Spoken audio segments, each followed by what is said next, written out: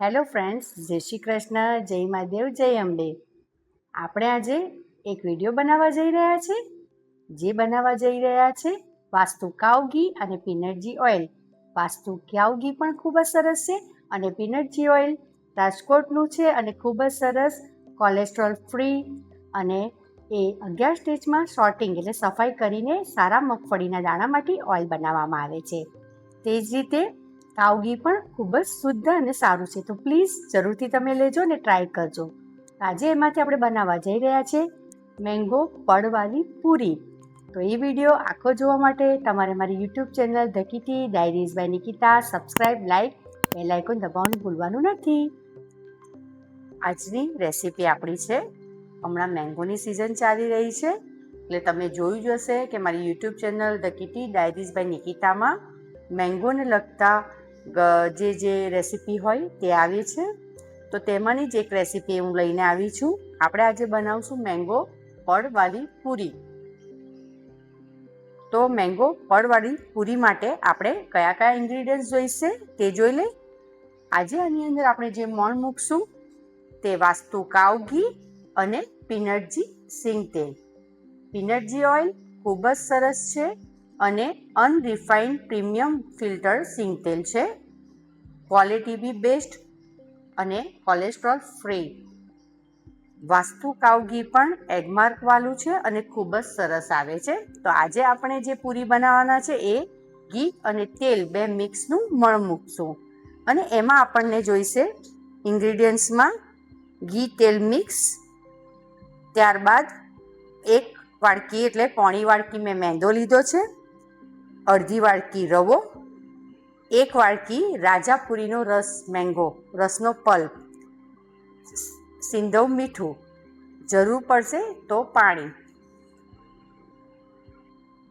આપણે આ ઘીને ગરમ કરી દીધું છે, વાસ્તુ કાવ ઘીને, અને એની જ અંદર આપણે નાખી દઈશું આપણું પીનટ ઘી ઓઇલ.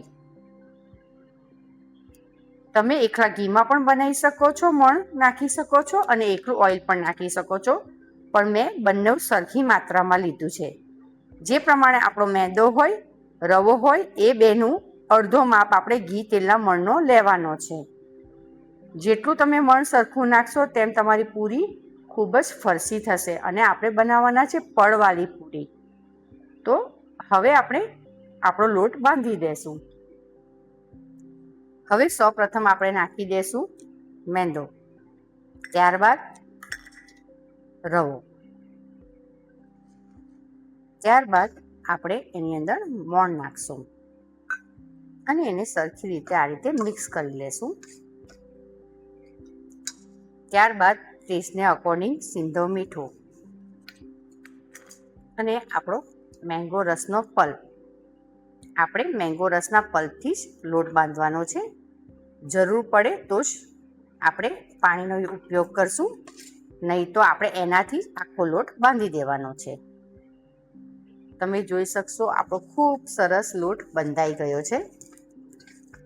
હવે આપણે એને વણી લેશું અને પૂરીની તૈયારી કરી દેશું. હવે આપણે આ પૂરીના આ રીતે સરખી સાઈઝના લુવા પાડી દેશું.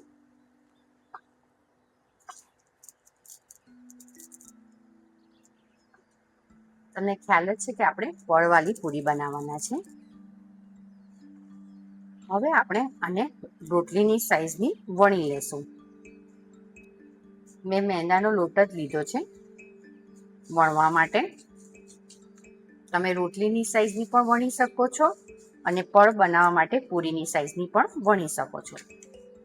હું મીડિયમ સાઈઝની એક સરખી બધી રોટલી વણી લઈશ. આપણે બધી રોટલીની થોડીક નાની સાઈઝની 5 રોટલી એટલે લોયાથી વણી કાઢી છે. હવે આપણે એનું પડ બનાવશું. તો પડ માટે મેં વાસ્તુ કાવ ઘી અને પીનટ ઘીનું સિંગ તેલ બે મિક્સ કર્યું છે અને એને આ રીતે આપણે પહેલાં ફર્સ્ટ રોટલીની ઉપર આપણે જે વણી છે મેંગો પૂરીનો જે રોટ બાંધ્યો હતો તેને આ રીતે સરખી બધી તરફથી લગાવી દેશું. ત્યારબાદ એની ઉપર આપણો મેંદાનો લોટ આ રીતે, તમે અહીં આલા લોટ પણ લઈ શકો છો. ફરીથી આપણે એની ઉપર આપણી બીજી રોટલી, હવે આની ઉપર આપણે જે બીજી રોટલી વણી છે તેને આ રીતે ગોઠવી દેશું ને ફરીથી એને વાસ્તુ કાવ ઘી અને પીનટજી ઓઇલથી આ રીતે બધી તરફ ઓઇલ ને ઘી લગાવી દેશું. જે આપણે મિક્સ કર્યું છે ફરીથી એ પ્રોસેસ મેંદોને આ રીતે બધી બાજુ આ રીતે લગાવી લેશું. આપણે આ રીતે 5 પડ કરી દેશું. તમે જોઈ શકશો આપણે એક પર એક આ રીતે લેયર કરી દીધું છે. હવે એને આ રીતે આપણે ફોલ્ડ કરવાનું છે. તમે જોઈ શકશો રાઉન્ડ રાઉન્ડ, અને એને આ રીતે થોડું હળવા હાથે એને લોંગ કરી દેવાનું છે, એટલે કે લાંબુ, કારણ કે આપણે એમાંથી લોયા બનાવવાના છે પૂરીના. હવે આપણે પહેલા સાઈડના જે 2 છે ત્યાં કટ મૂકી દેશું. આ 1 અને આ 2 એને સાઈડ કરી દેશું અને ત્યારબાદ એને આ રીતે લુવા માટે હળવા હાથે ખાલી કટ મૂકી દેશું. હવે આપણે એને હળવા હાથે, બહુ વજન આપીને એને વણવાની નથી.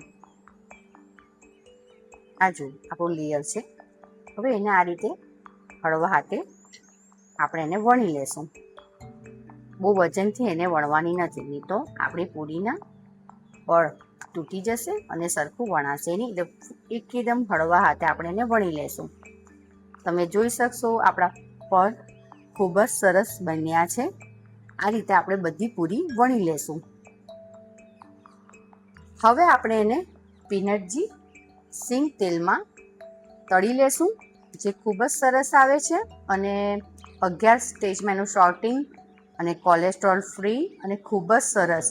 સિંગ તેલ ઘણું બધું મેં જોયું છે, તો એ જ્યારે પેણીમાં કે આપણે જ્યારે એની કૂક કરતા હોય ત્યારે એમાંથી અમુક એક સુગંધ આવતી હોય છે, એટલે ખ્યાલ આવી જાય.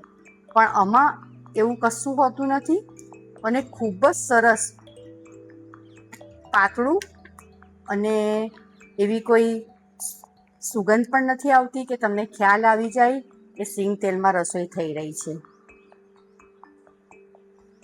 આપણું ઓઇલ ગરમ થઈ ગયું છે, તો આપણે આપણી પડવાળી પૂરી તળી લેશું. આપણે ગેસને મીડિયમ ફ્લેમ પર રાખ્યો છે, કારણ કે આપણી પૂરી બરાબર અંદરથી સીજી જાય.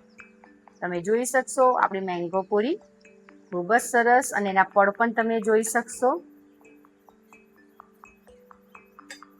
ખૂબ સરસ છે, અને એનો કલર પણ ખૂબ સરસ છે. આ જ રીતે આપણે આપણી બધી પૂરી તળી લેશું.